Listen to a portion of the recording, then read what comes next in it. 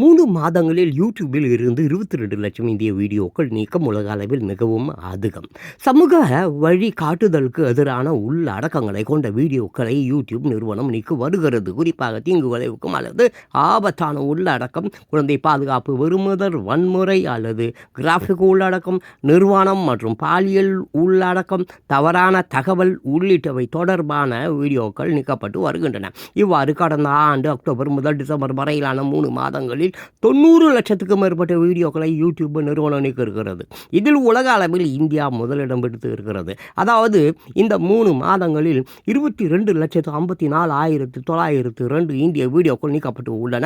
அடுத்ததாக 12,48,821 வீடியோக்களுடன் சிங்கப்பூர் 2வது இடத்தில் உள்ளது. அடுத்ததாக அமெரிக்கா 7.88 லட்சம், இந்தோனேஷியா 7.70 லட்சம், ரஷ்யா 6.16 லட்சம் போன்ற நாடுகள் உள்ளன.